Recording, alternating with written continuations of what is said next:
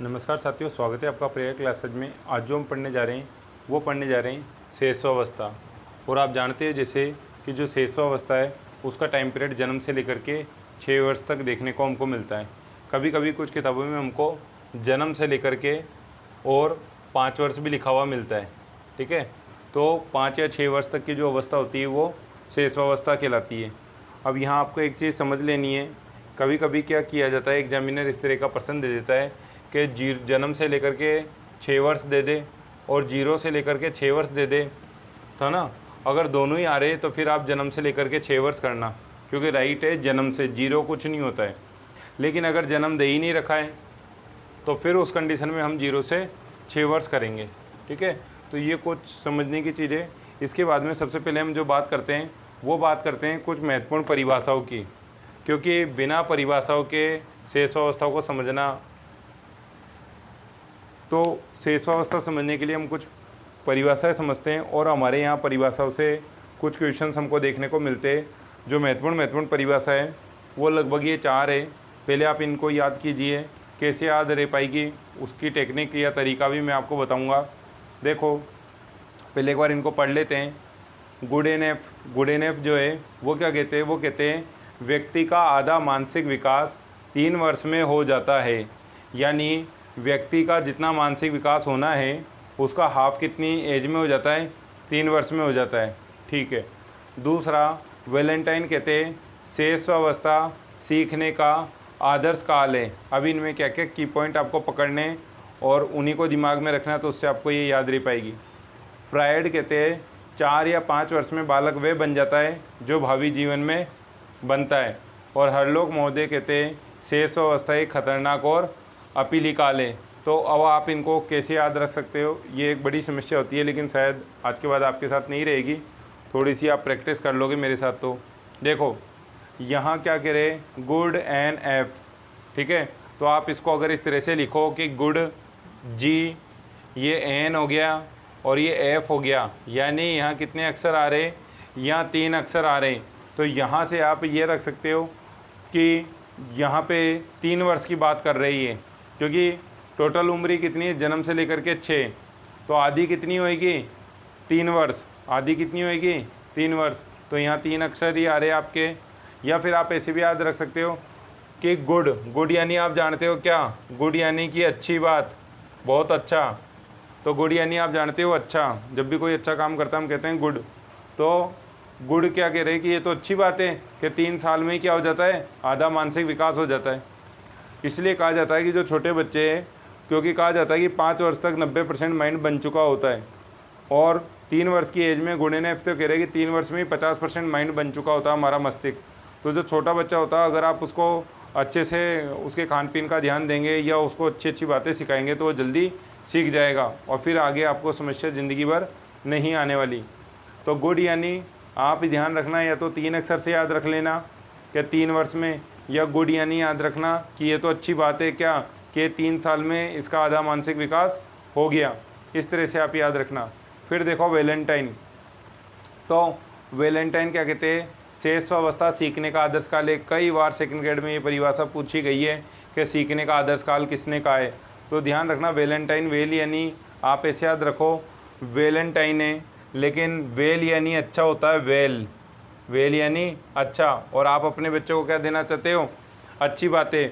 और जो अच्छी बातें होती है वो हमारे लिए क्या होती है, वो हमारे लिए होती है आदर्श। ठीक है, तो वो हमारे लिए क्या होती है, रोल मॉडल होती है। अच्छी बातों का हम सिखाना चाहते हैं, आदर्श बनाना चाहते हैं। तो वैलेंटाइन क्या चाहते हैं, आदर्श काल कहते हैं। फिर है फ्रायड क्या कहते हैं, 4-5 वर्ष में बालक वह बन जाता है जो भावी जीवन में बनता है।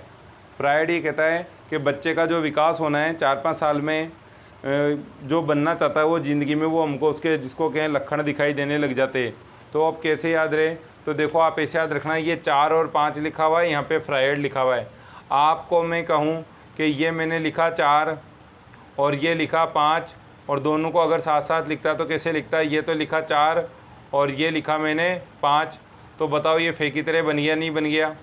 तो 4 और 5 तो फे बन गया, मिला करके लिखा ये 4 और इसी को मैंने 5 बना दिया, तो ये फे की आकृति बन जाएगी।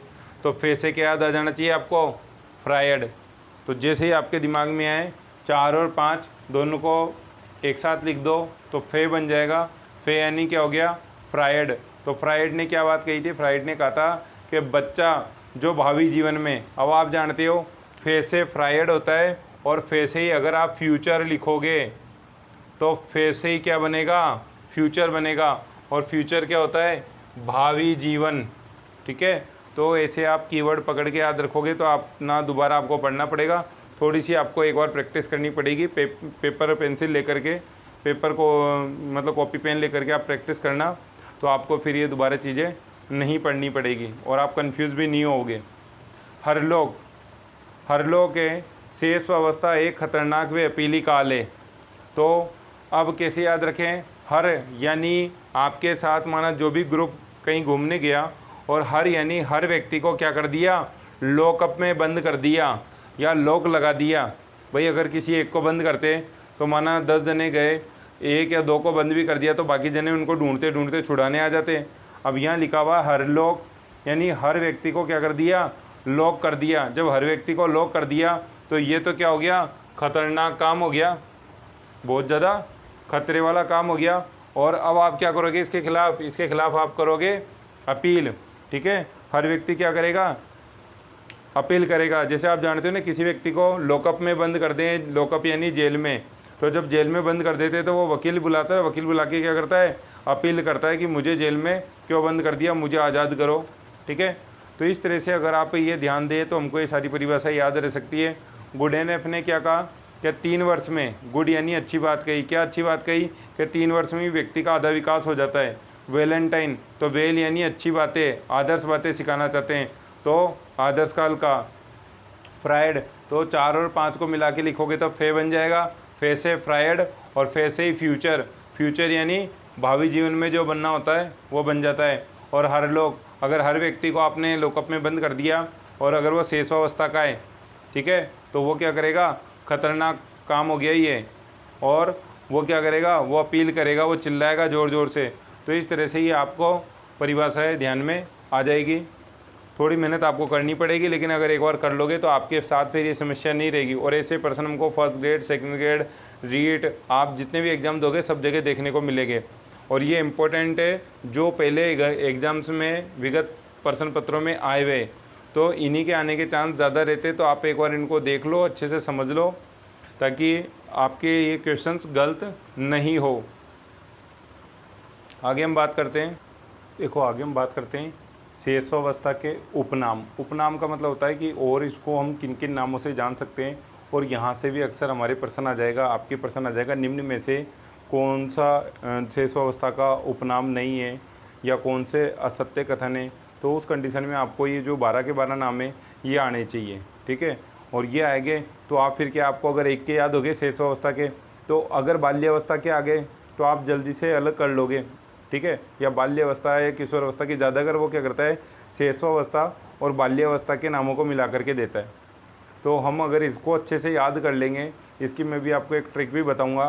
पहले एक बार इन सबको आप समझ लो, आपको 1 मिनट के अंदर भी, 1 मिनट से भी कम समय में, मतलब आधे मिनट में ये सारी चीज़ें याद हो जाएगी। ठीक है, तो देखो पहले समझ लेते हैं, क्योंकि समझने की बात है तो समझ भी लेते हैं। पहले कह रहा है अतार्किक चिंतन की अवस्था, बहुत इंपॉर्टेंट है, क्योंकि आगे हम पढ़ेंगे तो वहाँ भी हमारे काम आएगा। अतार्किक चिंतन का मतलब होता है कि बच्चा तर्क नहीं करता, उसको जैसा हम कह देते हैं ना वैसा ही मान लेता है। तो अतार्किक चिंतन की अवस्था। ठीक है, फिर आगे जब हम जाएंगे बाल्यावस्था पढ़ेंगे तो वहाँ पढ़ेंगे तार्किक चिंतन की अवस्था। फिर जब हम आगे पढ़ेंगे किशोर अवस्था तो वहाँ अमूर्त चिंतन की अवस्था हो जाएगी। तो इसलिए ये बहुत महत्वपूर्ण बात है कि अतार्किक चिंतन की अवस्था कौन सी होती है, शेषावस्था। ठीक है, डायरेक्ट इस पर भी प्रश्न पूछा गया है कि अतार्किक चिंतन की अवस्था कौन सी होती है, तो आपको पता होना चाहिए शेषावस्था, कि बच्चों को जैसा बेलाओगे वैसा बेल जाएगा। दूसरा है अनुकरण की अवस्था, तो बच्चा जो है शेषावस्था को सीखता कैसे, कभी भी ऐसा प्रश्न आ जाए भाषा किस तरह से सीखता है या कोई भी काम किस तरह से सीखता है, तो अनुकरण करके, यानी हमारा अनुगामी बन करके हमारा अनुसरण करता है। फिर जीवन की आधारशिला, यानी बच्चा किस तरह का बनेगा, तो वो उसके शेषावस्था के आधार पर डिपेंड हो जाता है, उसके साथ क्या अच्छा हुआ क्या बुरा हुआ, उन 5-6 वर्षों में वो देखता करता है और उसी अनुसार वो अपनी क्या बना लेता है, एक सोच बनाने लग जाता है, उसके मस्तिष्क में बैठ जाता है कि कौन अच्छा और कौन बुरा है, किसके साथ मेरे को क्या करना है। तो जीवन की आधारशिला, जीवन का महत्वपूर्ण काल होता ही है जब जीवन हमारा इस पे निर्माण है, तो ये जीवन का बहुत ही महत्वपूर्ण काल है।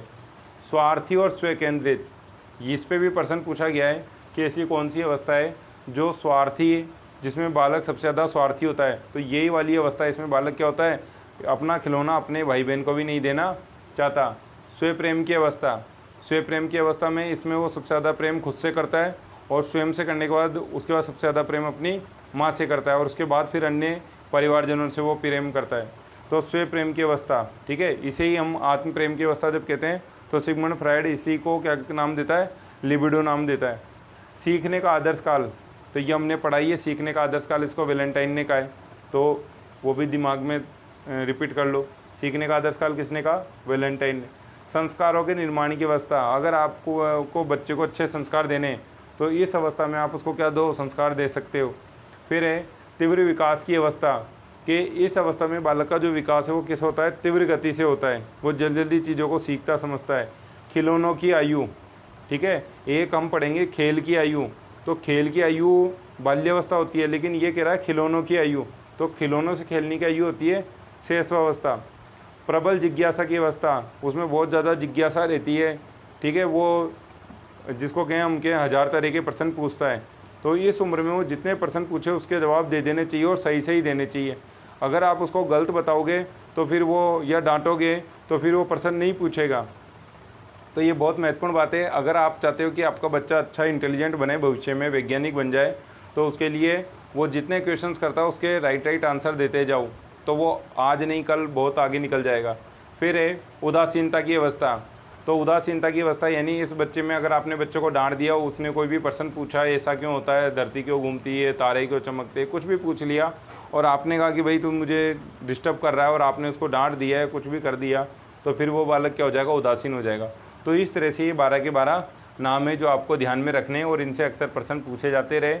इनमें से कुछ विशेषताओं के आधार पर भी दे देते हैं कि शैशवावस्था की निम्न में से कौन सी विशेषता नहीं है, तो ये चीज़ें विशेषताओं में भी काउंट होएगी, ठीक है। तो आपको ये 12 के 12 नाम याद रखने, अब कैसे याद रहे वो एक बड़ी समस्या है, लेकिन आपके लिए नहीं रहेगी। मैं आपको एक ट्रिक बता रहा हूँ, उसको आप समझोगे तो आप आसानी से कर लोगे।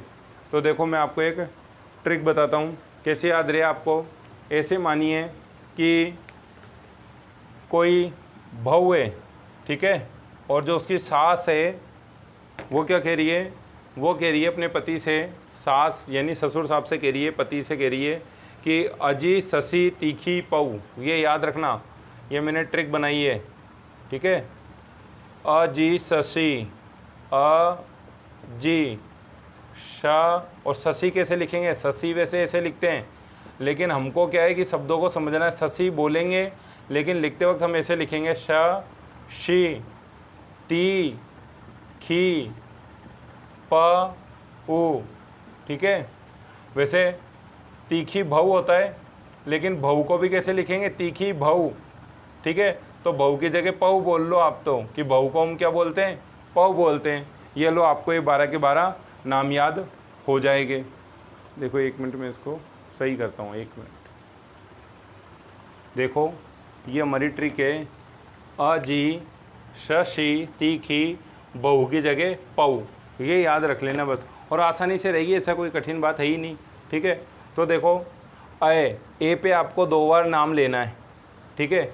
ए पे क्योंकि हमारे 2 नंबर दे दो, फिर इसको भी 2 नंबर दे दो, फिर इसको भी 2 नंबर दे दो और इसको भी 2 नंबर दे दो। यानी ये 8 अक्षर हैं, 8 में से आगे के 4 को 2-2 नंबर देने और इन 4 को 1-1 नंबर दे दो, ठीक है।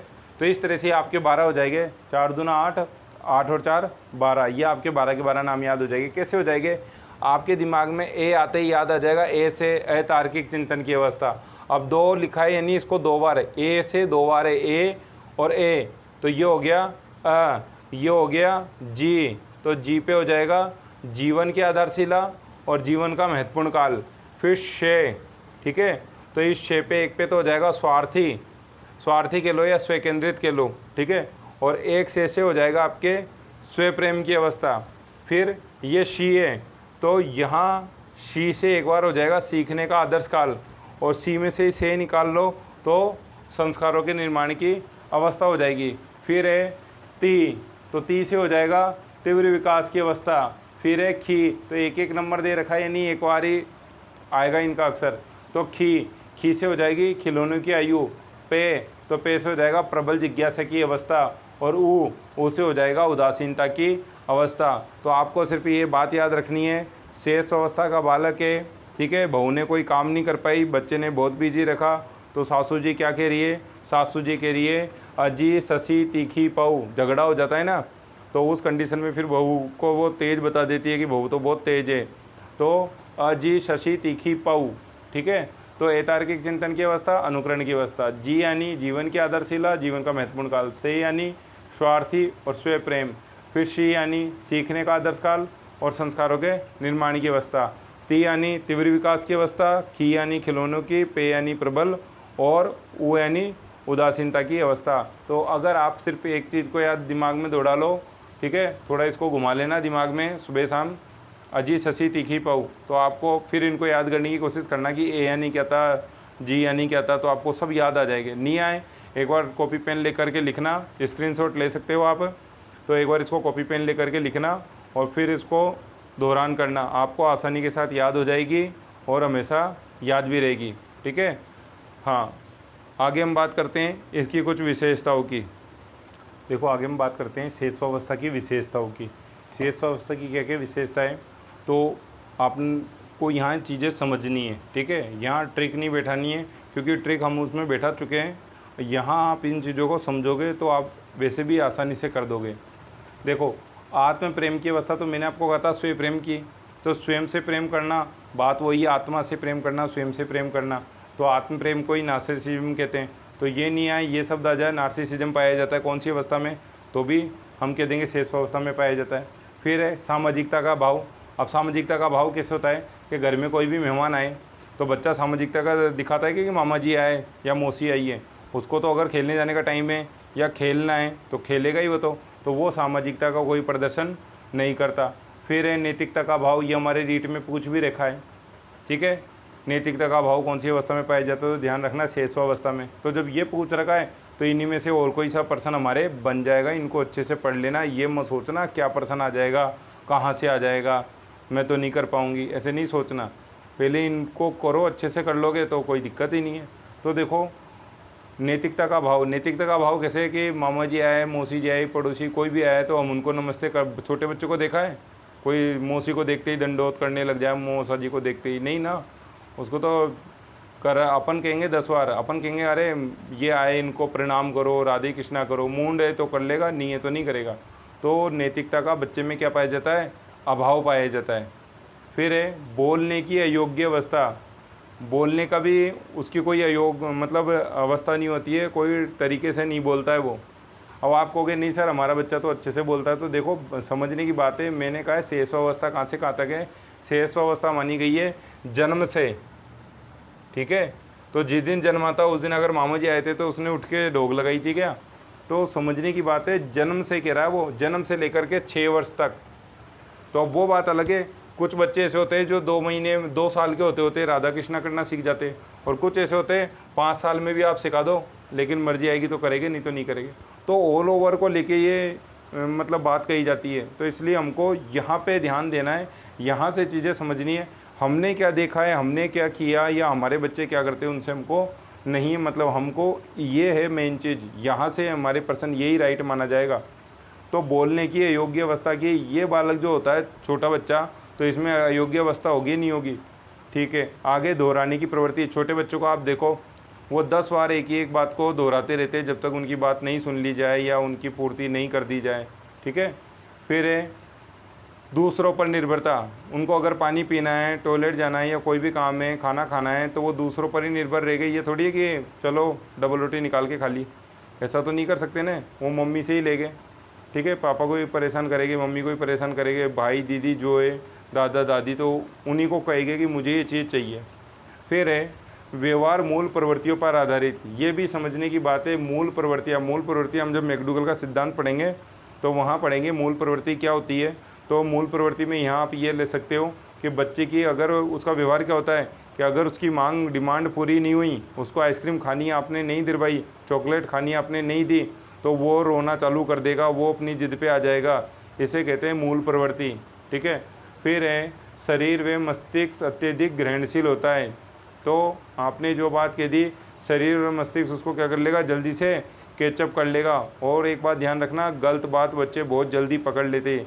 इसलिए कहा जाता है कि बच्चों के सामने कभी भी लड़ाई झगड़ा या गलत बात या अशब्दों का प्रयोग, जिनको हम गाली गलौज कहते हैं, ऐसा नहीं करना चाहिए। तो ये कुछ चीज़ें जिनको आपको बच्चों से जोड़ करके देखना है कि आत्म प्रेम, सामाजिकता नहीं, जिनमें भी मेन चीज़ें ये है, क्योंकि इन पे प्रश्न पूछे गए और वापस पूछे जा सकते हैं। सामाजिकता का क्या पाया जाता है, अभाव पाया जाता है। नैतिकता का भाव पाया जाता है। दोहराने की प्रवृत्ति होती है, ठीक है। व्यवहार मूल प्रवृत्तियों पर आधारित होता है। तो ये कुछ चीज़ें जो मोस्ट है, तो इनको आप ध्यान करना, क्योंकि अगर उपनाम पे प्रश्न नहीं बना तो यहाँ पे प्रश्न बन जाएगा, ठीक है। तो इसके बाद में हम आगे बात करते हैं इनके शारीरिक विकास की। अब आगे हम बात कर लेते हैं शारीरिक विकास की। शारीरिक विकास से वैसे कोई इतना इम्पोर्टेंट नहीं है क्योंकि आपके क्वेश्चंस पूछे, पर फिर भी हमको एक बार देख लेना है, ठीक है। क्योंकि ज़्यादातर जो प्रश्न है वो विशेषताओं इन पे ही दिया जाएगा, तो पहले आप उनको फोकस करो, उनको याद करो। पर फिर भी बाई चांस हमसे यहाँ से क्या प्रश्न पूछा जा सकता है, तो एक बार हम थोड़ा देखना ज़रूरी है। तो देखो लंबाई की ध्यान रखना। जन्म के समय 51 सेंटीमीटर होती है, और जब 6 वर्ष यानी अंत का मतलब है कि 6 वर्ष की उम्र हो जाए तब उसकी लंबाई कितनी हो चुकी होती है, 108 सेंटीमीटर। तो अधिकांश ये नहीं पूछता है, ये आपसे आंकड़े नहीं पूछेगा। आपको एक बात याद रख लेनी है, वो ये वाली याद रख लेनी है नोट, क्या कि जो बालक होते हैं वो बालिका से आधा सेंटीमीटर क्या होते हैं, लंबे होते हैं। क्योंकि आप देखोगे केवल बाल्यावस्था होती है जब लड़कियां लंबी होती है, अन्यथा जो बालक है वो हमेशा बालिकाओं से क्या होते हैं, लंबे होते हैं, ठीक है। फिर इसी तरह से बात करें भार की, तो जन्म के समय कहा जाता है 3 किलो। अगर 3 किलो का बेबी हुआ है, लड़का या लड़की, तो वो ठीक है। या फिर हम पौंड में बात करें तो 7 पौंड का, अगर ये 7 पौंड से अधिक का या 7 पौंड का बालक हुआ है तो हम उसको कहते हैं स्वस्थ है। लेकिन अगर इससे कम वजन होता है तो फिर हम कहते हैं कि बच्चा थोड़ा क्या है, कमज़ोर है, ठीक है। 6 महीने में दुगना, यानी अगर यहाँ 3 किलो का हुआ है तो उसका दुगना वजन हो जाएगा। यानी यहाँ पे 6 महीने का होते होते उसका वजन 5 से 6 किलो हो जाना चाहिए। और 6 वर्ष के अंत तक उसका वजन कितना हो जाना चाहिए, 16 kg। लेकिन सबका इतना नहीं हो पाता, ठीक है। बहुत ही कम रेयर बच्चे होते हैं जिनका इतना वजन हो पाता है। फिर है मस्तिष्क का भार, तो ये ध्यान रखना, मस्तिष्क का भार जन्म के समय तो 300 ग्राम होता है, लेकिन अंत तक 6 वर्ष के अंत तक 1250 ग्राम हो जाता है। और वैसे मस्तिष्क का भार माना गया है 1400 ग्राम। तो 1250, क्योंकि हमने पढ़ा था कि शेषावस्था के अंत तक आधा मस्तिष्क हो चुका होता है, यानी 50%, है ना, सॉरी 90%। तो 6 वर्ष तक 90% हो चुका होता है। फिर है हम बात करें हड्डियों की, तो हड्डियां जन्म के समय होती है 270। सबसे ज़्यादा जो हड्डियां देखेंगे वो देखेंगे हम 350 हड्डियां जब बाल्यावस्था पढ़ेंगे उसमें हो जाती है। तो यहाँ हड्डियों की संख्या कितनी होती है, 270। दांत जन्म के समय नहीं होते, लेकिन ध्यान रखना इनका जो विकास है वो 6 महीने का जब गर्भस्थ शिशु होता है जब से दांतों का विकास प्रारंभ हो जाता है। लेकिन जन्म के समय दांत नहीं होते, और 6 महीने का होता है जब बच्चे के पहला दांत आता है, और उसके बाद में फिर 6 साल का होते होते उसके 16 दांत आ चुके होते हैं। मांसपेशियों की बात करें तो ये इम्पोर्टेंट है, ये याद रख लेना, क्योंकि ये भी एक तरह से मांसपेशियों के बारे में ज़्यादा पूछ लेता है। इस पर प्रश्न पूछा भी गया है बाल्यावस्था पे। तो आपको ध्यान रखना मांसपेशियाँ कितना होती है, हमारा जो शरीर होता है उसका 23 से लेकर 25%, यानी लगभग 25% जो हमारा वज़न होता है उसका 25% वज़न मांसपेशियों का होता है। धड़कन की बात कर ले तो ये भी कई बार प्रश्न पूछा गया कि धड़कन कितनी होती है। तो जन्म के समय धड़कन होती है वो 140 होती है। तो 140 का मतलब हो गया, वैसे धड़कन होती है 72। तो लगभग ये क्या हो रही है, दुगनी हो रही है। तो वहाँ 140 लिख करके नहीं देगा, वहाँ दे देता है कि जन्म के समय धड़कन दुगनी होती है, तो दुगनी गति है ये ध्यान रखना, 140। फिर अंत तक यानी 6 वर्ष की आयु होते होते बालक की जो धड़कन है वो कितनी हो जाती है, 100 मिनट प्रति हो जाती है, यानी 1 मिनट में 100 बार धड़कता है। फिर आगे जाके हम पढ़ते हैं कि जब किशोर अवस्था आ जाएगी, जब हम देखेंगे कि बालक की जो धड़कन है वो कितनी हो गई है, वो 72 यानी 72 मिनट हो गई है, ठीक है। तो बचपन में बच्चे का दिल बहुत तेज़ी से धड़कता है। तो ये कुछ चीज़ें जिनको आपको ध्यान में करना है, एक बार पढ़ लोगे तो आपको आसानी से याद रहेगी। ज़्यादा उलझने की कोशिश मत करना, क्योंकि बाई चांस यहाँ से प्रश्न देखने को मिलते हैं, और वो भी क्या है इस तरह के नहीं दे करके आपको ये यहाँ जो बात है वो ध्यान रखना कि लड़के लड़कियों से आधे सेंटीमीटर बड़े होते। फिर मांसपेशियों पे पूछ ले, या फिर आपके धड़कन की पूछ ले कि धड़कन जन्म के समय किशोर अवस्था की क्या होती है, दुगनी होती है। तो इसी तरह के प्रश्न पूछे गए, 2 प्रश्न आप ध्यान में रखना। आगे हम बात कर लेते हैं इसके मानसिक विकास की। देखो हम बात करते हैं मानसिक विकास की। मानसिक विकास में क्या होता है, तो एक माँ का बालक क्या करता है, भूख प्यास निद्रा और शारीरिक आवश्यकता होने पर रोने और चिल्लाने लगता है। कैसे याद रखेंगे भी समझाता हूँ। 2 महीने का क्या करता है, ध्वनि के प्रति प्रतिक्रिया करता है। 4 महीने का वस्तु को पकड़ने लगता है, परिवारजनों को पहचानने लगता है। 6 महीने का सुनी हुई आवाज़ की नकल करता है। और जो 8 महीने का होता है वो खिलौनों से खेलने लगता है। पहले इतने देखेंगे फिर और देखेंगे। तो पहले इनकी हम ट्रिक समझ लेते हैं। देखो कैसे याद रखना आप कि मानसिक विकास की बात कर रहा है तो आप सिर्फ एक चीज़ को पकड़ो, ठीक है। ऐसे याद करोगे याद नहीं होगा, कई बार रटोगे भूल जाओगे। आप एक याद रखो कि बच्चा जो होता है वो एक ही काम करना जानता है। एक माँ का मतलब है एक ही काम करना जानता है। क्या जानता है कि चाहे उसको भूख लगे, चाहे प्यास लगे, चाहे नींद आए, चाहे कोई भी आवश्यकता हो, उसको तो क्या है, रोना है। तो एक ही काम करना जानता है बच्चा, क्या, रोना। ऐसे याद रखो, एक काम करना, एक का मतलब हो गया 1 महीना, और क्या काम करना जानता है, रोना। और रो क्यों रहा है तो आपके दिमाग में अपने आप आ जाएगा, तो भूखा होगा या प्यासा होगा या नींद आ रही होगी, तो अपने आप याद आ जाएगा। तो एक काम करना जानता है, क्या जानता है, रोना। और रो क्यों रहा है तो भूखा होगा, प्यासा होगा या नींद आ रही है। फिर 2, ठीक है। तो 2 यानी जैसे हम कहते हैं ना 2, तो 2 क्या हो गया, 2 का मतलब हो गया ध्वनि के प्रति प्रतिक्रिया। तो एक हो गई क्रिया और 2 क्या, 2 प्रतिक्रिया, 2 अपनी। तो 2 यानी प्रतिक्रिया। तो इस तरह से याद रखना। फिर देखो 4 महीने का, तो 4 में आप देखो इस तरह से बन रहा है। इसी तरह से यहाँ देखो पकड़ना, ऐसे ही बन रहा है। तो 4 आते ही दिमाग में आप भी इस शब्द को पकड़ो, पकड़ना आना चाहिए, क्या, वस्तु को पकड़ना सीख जाता है। दूसरा 4 आते ही दिमाग में आ जाना चाहिए परिवारजन। परिवार भी लिखेंगे तो इसी तरह से आएगा। तो परिवारजनों को क्या करने लगता है, पहचानने लगता है। क्योंकि ये भी इंपॉर्टेंट क्वेश्चन है कि परिवारजनों को कब पहचानने लग जाता है। तो लगभग 4 महीने का होते थे वो पूरे परिवार के सदस्यों को जानने लग जाता है। 6 महीने का, अब 6 महीने का कैसे याद, तो अपन कई बार आपने सुना होगा, इस तरह की बात होती है कि भाई थाने सुनी 6 क्या, भाई आपने सुनी है क्या सुनी है कि वो ऐसा कांड हो गया या ये हो गया वो हो गया, तो सुनी। तो देखो यहाँ पे ये 6 इस तरह से बन रहा है, और यहाँ पे ये देखो ये 6 बन रहा है इस तरह से। इसको अगर हम इस तरह से घुमा के यहाँ लगा दें तो सुनी हुई। तो ये आपको इस तरह से दिमाग में रखनी है बात को कि 6 को क्या लगा देना है, इस तरह से मात्रा में लगा देना है। तो आपको याद आ जाएगा कि 6 यहाँ पे बन रहा है 6। तो देखना पड़ेगा, दिमाग में सेट करना पड़ेगा कि 6 आते ही दिमाग में आ जानी चाहिए, क्या, सुनी आवाज़ की नकल करने लगता है। और 8 महीने का बच्चा क्या करता है, तो 8 महीने का ध्यान रखेंगे। 8 यानी क्या हो गए, ठाठ। और बच्चे के ठाठ कब हो जाते, जब उसको खेलने को क्या मिल जाए, खिलौने। तो 8 यानी ठाठ, और ठाठ कब हो जाते, जब खेलने को खिलौने मिल जाते। तो देखो याद हो गया, 1 कहते ही आना चाहिए। 1 क्या है, एक ही काम जानता है, रोना।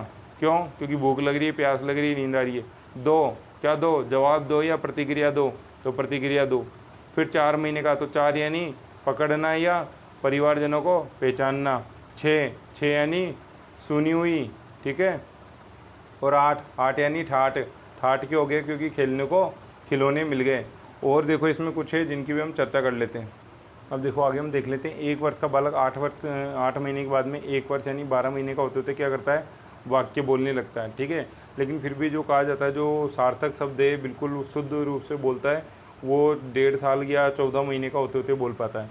फिर है 3 वर्ष। तो 3 वर्ष आते ही आपके दिमाग में 3 बातें याद आनी चाहिए। 3 वर्ष है तो आप ये दिमाग में 3 बातें रखना, ठीक। क्या 3 बातें, तो 3 यानी 3, 5, 7 विषम संख्या हो रही है, ओड है ना, ये ओड नंबर हो रही है।